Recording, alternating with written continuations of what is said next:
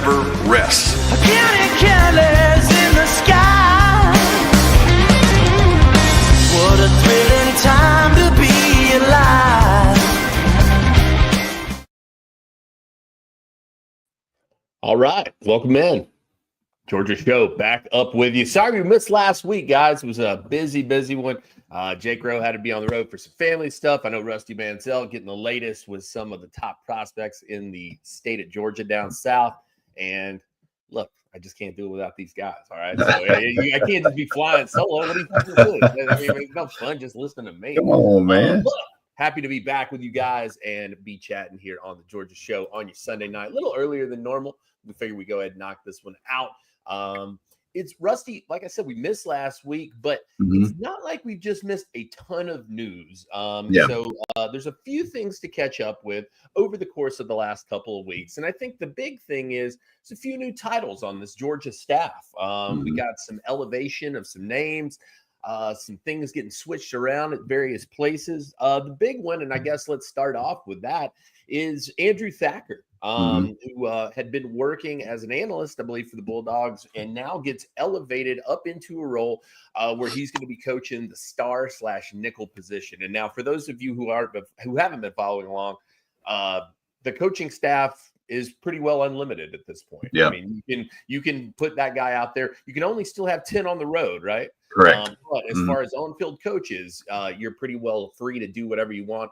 Andrew Thacker, Rusty, give the people some background on this guy, how he came to Georgia, what the connections are there. And then also, too, I'm curious to hear why you think that he got this step up. Well, he's former DC at Georgia Tech, I believe. And, Brent Key had made a change there and brought someone else in. But Andrew Thacker came over to Georgia, been kind of working behind the scenes as one of the defensive analysts, a guy that certainly has a pretty good long resume already. But, I can just get right to it. And I'll just say it. It sounds like Miami came after him, tried to hire him as their safeties coach. And, you kind of look, you want to go on the field, but Kirby Smart and obviously it probably come down to Kirby Smart and Glenn Schumann to make a decision. Hey, this guy is somebody that we kind of covet. He's done a great job for us. And they were able to hire him and give him a title and a position. He will be coaching the Nichols, safety position, nickel start, safety position type deal there. And this is a guy that we don't have the exact numbers, but I'm sure you'll see a good raise for him when that information comes out. And that's what you want. You know what I mean? I say this all the time. If you're hiring the right people and, your people are trying to hire your guys, and Andrew Thacker looks like one of those ones that Georgia was able to keep. And, from talking to a lot of people in the building, that was one of those deals where, the Georgia really wanted to keep him, and they found a way to do it. So he won't be on the road, but he will be an on the field coach. Now, you can mix that 10 up. It's not as flexible as some people think, but he can be, if they do rotate some guys out, at times you used to see like Scott Cochran, who'd be on the road some, and some of those types of things. They can switch that up. So it's not like he'll never be on the road for Georgia, but right now the plan, from my understanding, is he will be a defensive coach. He will be an on-the-field coach, but not one of the guys on the road. Doesn't mean he doesn't recruit a lot of guys, when they come on campus and those types of things. So, good one for Georgia. You come in, you kind of basically Kirby Smart gets to see you every day. Glenn Schumann gets to see you every day. What do you bring in meetings? And obviously Georgia did not want to lose him. So that's a good job there. Yeah, I mean, you go look at the numbers, right? I mean, you've got I guess including Glenn Schumann, is that 3 defensive coordinators at one point or another? I mean, that are now on your staff. I mean, T-Rob has had the title before and is the co-DC right now. But you bring a guy like this in, that gives you 3 guys with coordinator experience now. And Muschamp's still part-time. Right, exactly, sure. I mean, it's not like he's just kind of out there kicking rocks either. So, a really interesting addition, I thought, for Georgia. And really, to me, Rusty, looking at that position, that star/nickel position, it's become a really big focus. And it's, to me, one of those things that's rare to fill. You got to find the right kid to go to that position. Guys got to take that role and kind of run with it. And if you do it well, you can make yourself a lot of money. But Tacky Smith. Yeah. Exactly. Yeah. But it's not as sexy as just being a cornerback. Correct. For sure.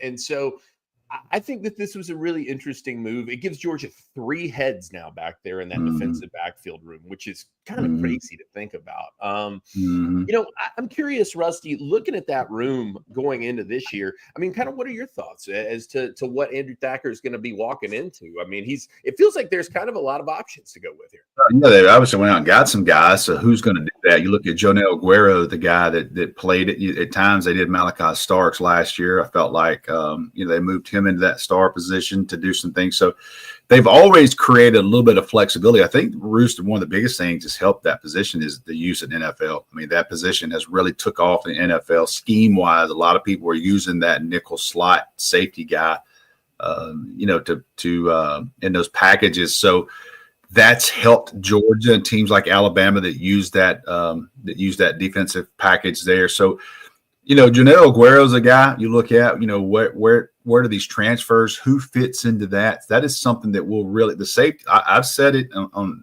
chats on Dawgs HQ. I know there's a ton of eyes on wide receiver. I know there's a ton of eyes on the offensive line, but I'm telling you right now, Georgia went out and got 3 safeties. Like they understood what's going on in that room, and I think there's a lot of time. You lose Dan Jackson and Malachi Starks. I think there's a lot of minutes there at safety, and what do they do with Jonell Guerrero? Can they move him? But does he come back in the back end? Does that free up that star position? I don't know where all these guys they are bringing in actually fit, but we'll have a better kind of a knowledge of that after spring practice for these guys. But very interesting. There's a lot of minutes in the safety room, and these guys have went out and got some players. So we'll see how that thing plays out. Yeah, definitely going to be an interesting one, man. I think that like I said, the focus seems to be clear that they want a definite focus on the secondary this year, and this only speaks to that further. And like you said, hey, you want guys hiring your guys away. They didn't want to lose this guy, especially to a team like Miami.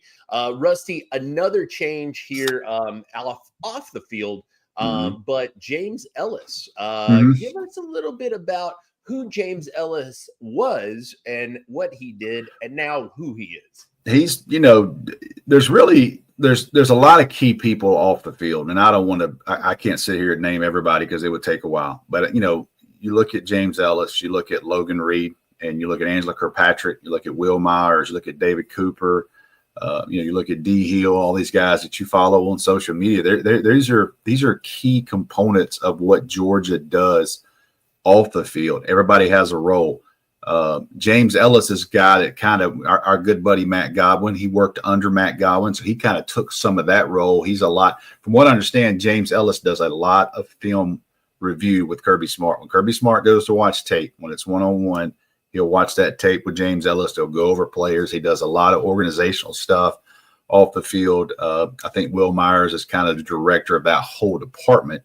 And, those guys you don't hear their name a lot, but trust me, they're very important roles. And from my understanding, another SEC school came after James Ellis, and Kirby elevated him, gave him most likely a raise and a title. So you'll see that things, but there's ladies involved in this too. You look at Angela Kirkpatrick and Logan Reed. Those are 2 girls that if you follow Georgia football, you follow social media, you see them everywhere. They're always with the players and prospects. And I remember, KJ Bolden's mom talking about she loved them, and talked about Jaden Riddell's mom when we met her in Nashville for the On3 Elite, talked about Georgia off the field and how structured they were in their visits and how everybody just kind of felt at home. So, those are big pieces of puzzle you don't hear a lot about. But when you hear something like that kind of pop up and you see James Ellis take the director of scouting, that usually says, hey, you're getting a raise, you're getting a title, and Kirby Smart didn't want to lose him either. So, it is not front page news, but trust me, those pieces they're really valuable in what they do day to day. And look, it's a demanding room, it's a demanding department. Kirby Smart from coordinators to the people that are cleaning the freaking turf, that are brushing the turf up every day. Like, everybody is held accountable. That's one thing I've always been told about Kirby Smart. I ask people that, work for him. They're like, dude, you don't take a damn day off. If you take a day off, you're going to get caught. Like, he's going to ask you a question you're not going to be prepared for. So, if Kirby Smart if you've been in that building that long and that guy goes, I don't want to lose you, I think everybody should feel certain that that's a good piece of the puzzle for Georgia to have. Yeah, and you said that, and I was thinking that along the way, that not only is it a good piece of the puzzle for Georgia to have, but it takes a unique individual to work for Kirby Smart. You gotta have So a little something. You gotta have a little something in your neck. You know what I mean? Right, Like right.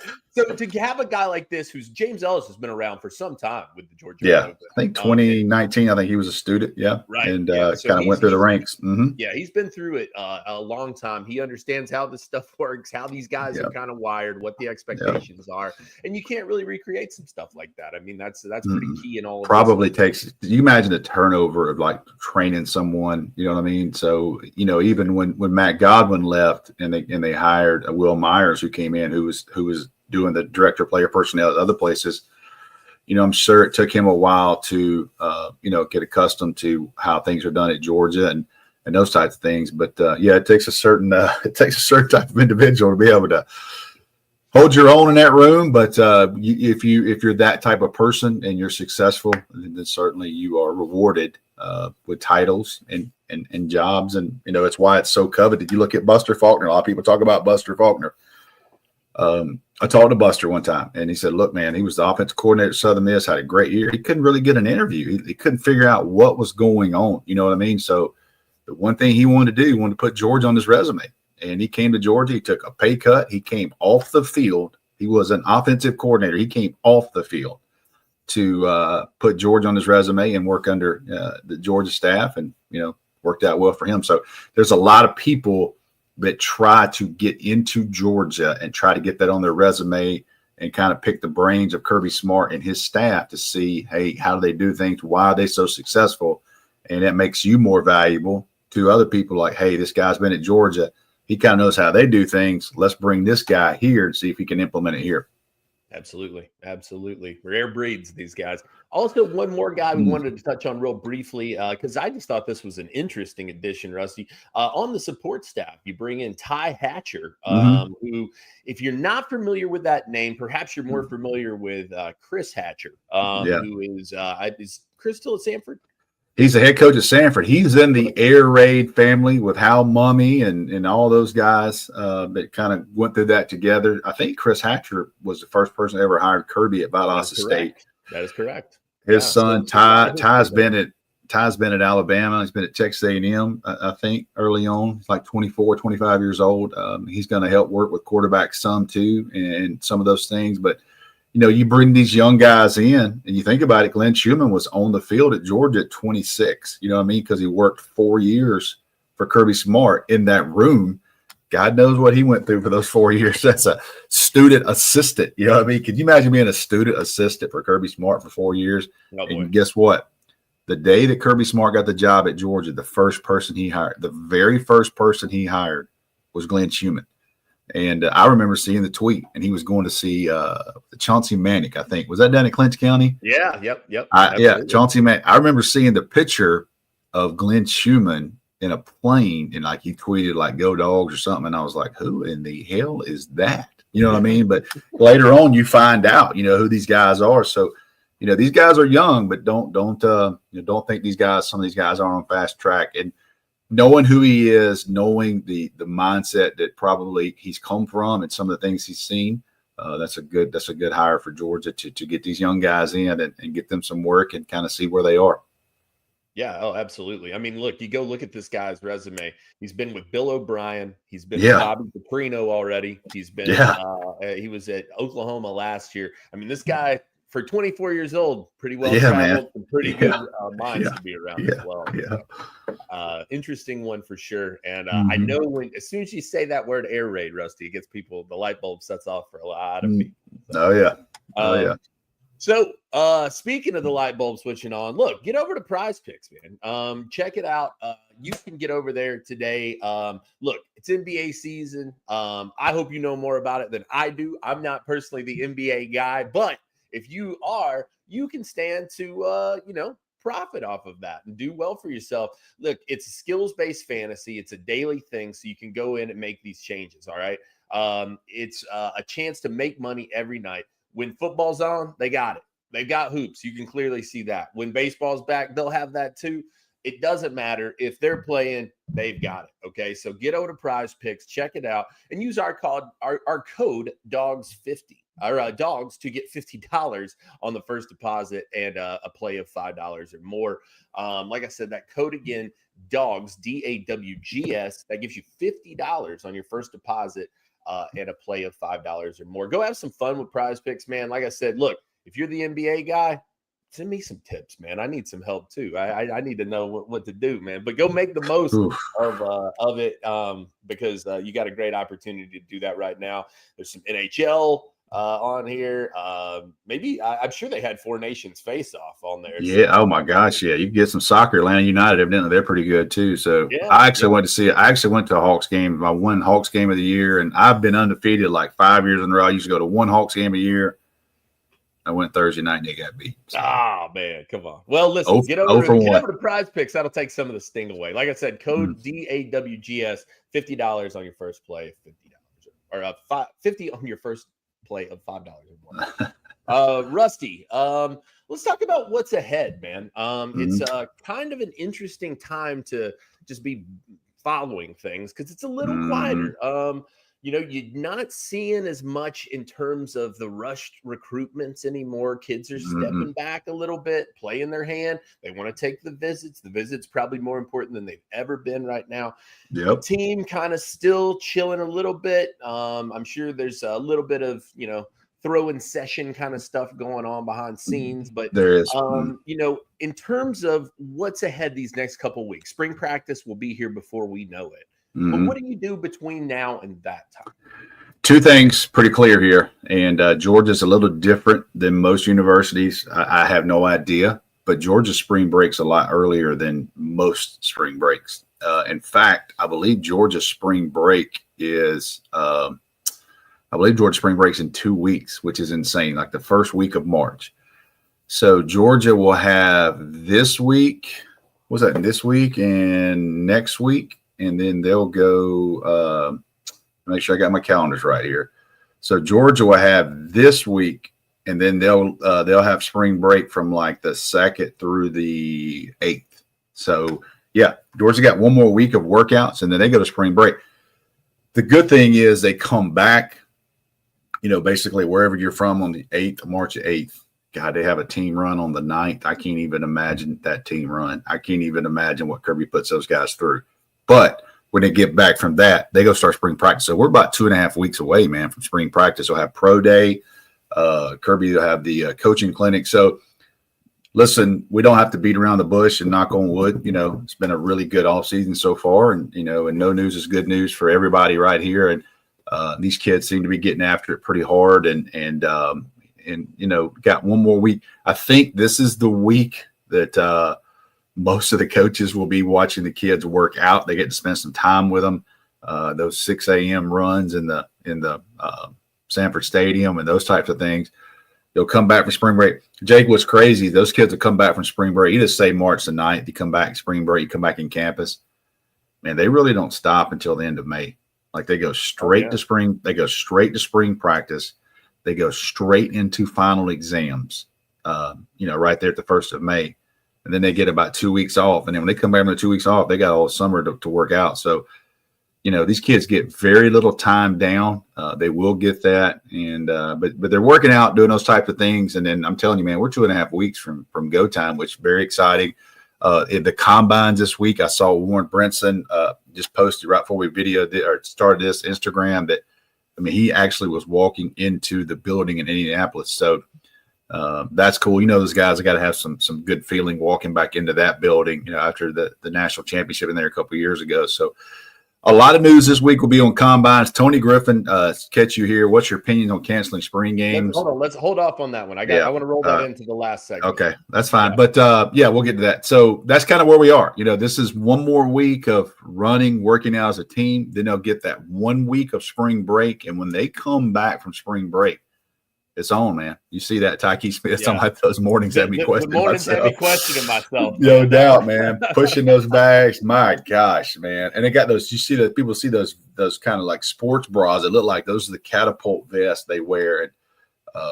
Man, every rep is counted. Like they have your, you can't take a rep off because they know your output. They look at you and bless those kids' hearts, man. They're earning it right now. Rusty, like you said, Combine coming up this week, and we should definitely Love it. touch on that a little bit. I am curious, any bold predictions for this Combine? Anybody that you really think going to get out there and maybe make some noise that we haven't been talking about yet? Well, I don't think anybody's going to be surprised, but I think Aaron Smith has a chance to be the fastest guy there. I mean, Aaron Smith is about to blister this thing. Now, consistently, does he have a really good showing? I think he had a good Senior Bowl, and can he carry that up? He's not a natural ball catcher, and we don't have to sit here and get into that. But I think teams are going to be blown away. I'm telling you right now, Kirby Smart, teams that are calling about Aaron Smith, I'm telling you right now, he is telling them this is one of the best kids ever coached. This is this is kid that, even though he went through some struggles, man, he fought his ass off for Georgia. He did everything. He extra repped. He did everything he could to be the best player at Georgia. It just wasn't consistent enough. But I'm going to tell you, he's going to test off the charts this week. I'm interested in Smile Munden. I'm hearing Smiles in that 4.55 range. If Smile Munden comes in, just say he's 225, 230 this week. And if he runs 4.55, I'm going to project right now that Smile Munden will go late second round. I think Jared Wilson could be the first center. So I don't have any concerns on the Georgia kids testing. I think they're going to be in shape. I think they got great tape. Look, man, after what Philly did this season and what publicity these Georgia kids are getting, I'm telling you, I've been doing this long enough to know these NFL guys are going to go, something's up, okay? Those kids they're playing their ass off, and they're getting better. Like Nakobe Dean got better. Nolan Smith gotten better. Jordan Davis has gotten better. In that neck of the woods up there. So Georgia fans, there's going to be some teams that are going to reach for some players that go, you know what? I'm going to take that kid from Georgia over this other kid. We might have 10 spots higher just because we've seen results. So that's going to pay for those benefits. That's going to benefit those guys. I think so. I think so in a huge way. I'll tell you the one I'm probably most excited about just because I feel like he got questioned a little bit this year, but I think he's going to test off the charts and remind people of who he is, Malachi Starks. Oh, yeah. I think Malachi. Oh, I mean, not that he's not a projected first rounder right now, but he's the guy is going to test off the charts. Dude, he was a 24-foot long jumper? He was state champion, if you remember. Right. Exactly. Yeah, the only two people I've ever heard of doing 24-foot long jump were Reggie Brown and Malachi Starks. Like a 24-foot long jumper is insane. His combine is going to be very well rounded, in my opinion. Yeah, that's a great one. That's a great point. Yeah, I'm interested to see if Aaron runs 4.2. That dude can float now. I'm telling you, that dude can float, man. He can float. Absolutely. I'm excited. I love the combine, man. Always. Me too. God, I got a problem. Like I will. Like people make fun of me about the combine. I'm telling you, like I'll watch 3 different replays. Like I will watch that. That's my cup of tea now.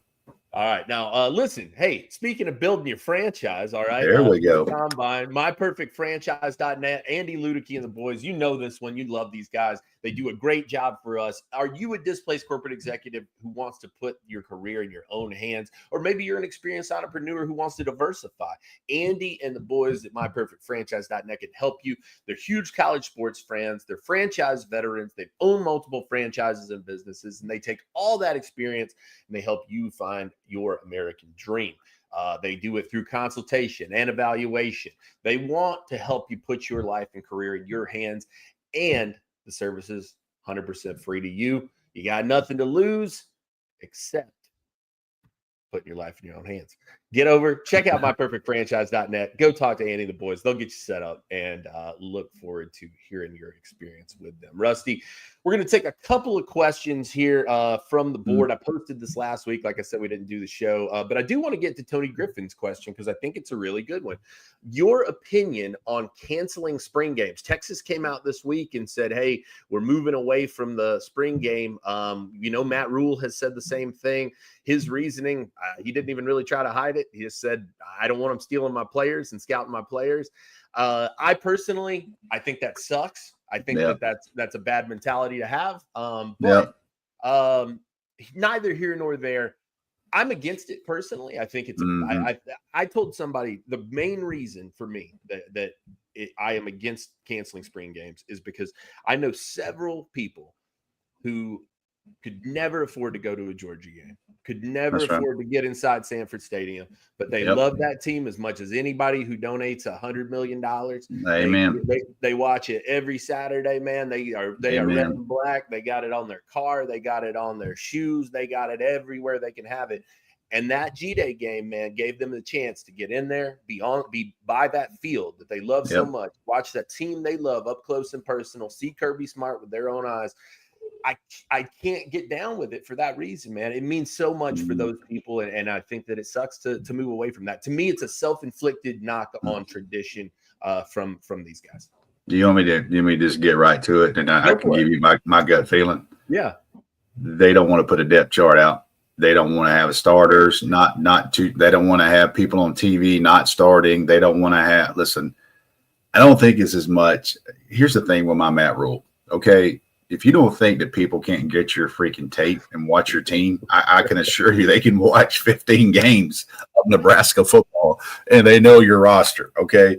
So he can say what he wants. I'm telling you right now, they don't want to put a depth chart out. They don't want to have kids, not starting on TV because you know why? Because there's a freaking May portal window and it's going to be World War III.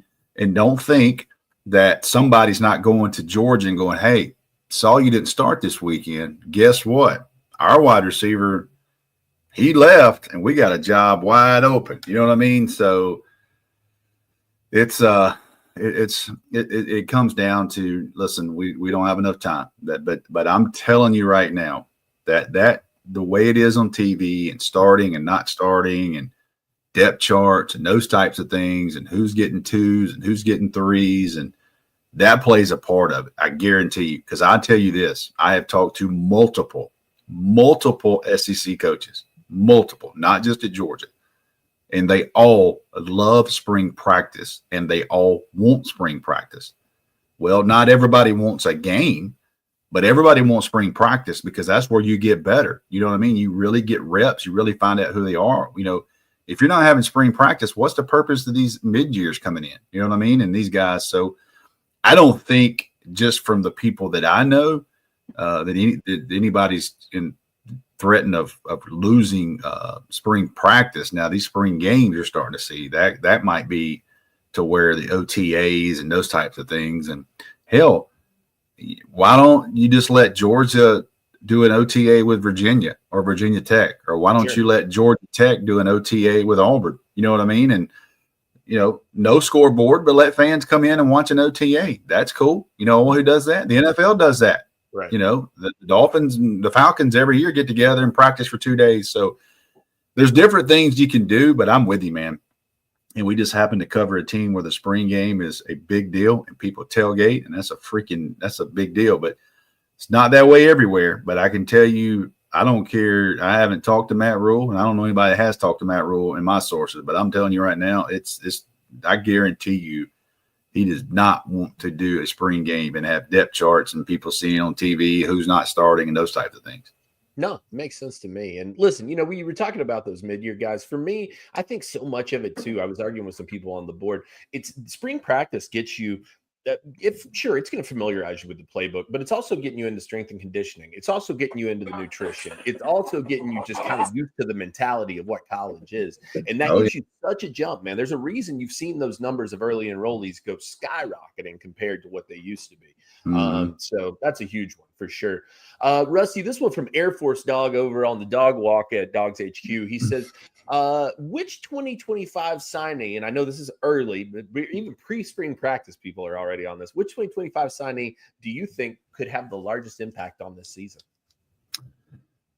Well, I have a motto, and I've always talked about it. My theory and kind of motto is the further away from the ball you are, the easier it is to play. Now, what does that mean? You take the center who has the ball, and if you're close to that, it's harder to play, meaning an offensive lineman, a defensive lineman. The further you go out, the more athletic you can be, and it's not a big man's game. So if you use that theory, you're looking at, maybe a defensive back. You're looking at a wide receiver. I do think Elijah Griffin he's a defensive lineman. And if you're going to look at the whole season, I'd like to see where he's going to be from midway on, because I do think he's going to play real minutes for Georgia. And I do think as the year goes on, we talked about it all the time. Jordan Davis didn't play much until like week 9 at Florida. Past that bye week, and once they put him in, things got different for Georgia. So, you look at that and you go, okay, where are the minutes from 2025 guys? Where's available? Well, obviously it's wide receiver, and that room is pretty open. So, you did bring in some guys through the portal, but if you're looking about high school kids, I think you got to start with Talon Taylor and CJ Wiley. Can one of those two kids, or can both of them get into the real rotation? I think both of them have a really good chance, and I've heard a lot of good things about both so far. And Elias Williams and all these guys. So to me, the further away, the more athletic you can be. You just learn the playbook and let these guys go, because you're not having a freaking guard pound you there, or you're trying to control 2 gaps and those types of things. There's a little bit more thinking there than giving CJ Wiley a route and saying, hey, go get this ball, man, and we're going to put it up for you. So we'll see there. But I like the young skill players at Georgia for sure. Go if you haven't read the piece from Pete Nakos, go over and make sure you check that out about some of the spring buzz, early enrollee buzz. That Elijah Griffin note will probably get you a little excited. Yeah, we had a note on him, and I kind of made some notes in the past 2 weeks. I asked people, and they're like, this guy's he's kind of who we thought he was. And Charles Power, if you take the quarterback position out of it because of how things are, I think Charles would tell you that Elijah Griffin is one of the top 2 or 3 players in America, regardless of position. Yeah. Oh, absolutely. I remember speaking to him. He said, I think in the last 5 years, he was as good as anybody that they had evaluated, one of the top defensive linemen, period. So huge expectations. Sounds like he is kind of living up to it. One more here we'll take, Rusty, and it's team related from Desire over on the board. He wants to know who are some guys you might be expecting to step up in the leadership roles this year. Obviously, spring practice coming, guys are going to be having to find that voice. I'm curious who kind of steps out to you as maybe potential guys to take those reins. I think offensively, you look at a guy. You look at Gunner, because he's in a battle for the job, but he's been there for a long time. And he carries some weight. You saw the way the players reacted to him. Obviously, he's got to be in there. You see Jordan Hall on that tweet they put out. Those guys are, kind of get him there. I think Kristen Miller is a kid that, you and I both covered him. He's a really vocal, really charismatic kid. I mean, we all loved covering him. I think maturity, like he took the biggest step of anybody. Like he was so pouted up at times. He got in the portal, he left, he got in the portal, a couple of times he flirted. And from everything I was told, Christian Miller said, you know what, I'm going to grow my ass up. And he had a great year. He got hurt now. But I think Christian Miller is going to be a big piece of ball. I think he's a big leader in the locker room. Kids love him, kind of like him, those types of things. So you look at these guys, and you kind of say, who are those guys? Could Nate Frazier, he started as a freshman. Can KJ Bolden? I know KJ Bolden really well. He's a vocal type kid. Yeah, we see that right here. Yeah, he said swagger. He does. KJ's got some swagger, man. KJ knows how good KJ is. KJ, he's an easy, like he's an easy player there. And he's a seasoned guy now. He's went through the entire season. I think, really, truthfully, probably for me, I think CJ Allen's a guy that if you want to say who's the alpha, I think CJ Allen is that guy probably for Georgia of the entire locker room. And I'll say this, I've told this story many times, but maybe not on here. I went to watch him at Lamar County High School work out, and it was, typical, pretty tough high school workout. And I talked to the coach, and I said, Coach, tell me something about CJ. And he said, I'll tell you something about him. He said, he's got 40 offers, whatever he's got. He goes, we had a high school track meet here a couple weeks ago, and my wife and family were hungry, as soon as it's over with, I said, okay, let's just go eat, and I'll come back and lock everything up and clean up everything. Didn't tell anybody. He didn't have to. He's the head coach there. He said he left. They went to dinner down the street. Family. They came back. The lights were on, and he says he sees kind of a person in the bleachers, and the place is cleaned up. And he said he walks up, and it's C.J. Allen, and there were bags of trash lined up at the track where C.J. himself had come cleaned up all the cups. He put the hurdles up. I mean, nobody asked that kid to do that. And here's a kid that was he's the number one player from that school. You know what I mean? He's the 5-star kid. Nobody asked him. But when you're wired like that, when you lead by example and you do things like that, he didn't ask for any publicity. He just did it. And the coach told me, he said, Rusty, I've never experienced anything like that. And you start hearing stuff like that about a kid, and you see why he's going to wind up being a 3-year starter for Georgia, and why I think he's that piece of the puzzle. He's that guy in the locker room. He's the guy that's going to be on that leadership committee, leadership council they have, and he'll be. I'll be shocked if he's not selected one of the team captains when the players vote. Absolutely, guys. Look, hey, Combine week. It's exciting. We got. I might run one this year. Yeah, there you go. All right. I like it. Look, there's some great stuff over at Dawgs HQ. Jeremy Johnson had a ton of stuff. Oh, great piece. This was awesome. Ro's been doing the Run It Back series. We've had latest updates with all these guys getting offers. Make sure to go check those out. That Darrell Rivers kid, man, I'm interested in that guy. Definitely, yes. An interesting body on that kid. But we've got tons of stuff coming there. We've got all the combine coverage coming as well. So get over to Dawgs HQ. Check it out. We'll see you over there, and we will catch you later this week. I think a Dawgs HQ Plus might be on the horizon. We will. How about that?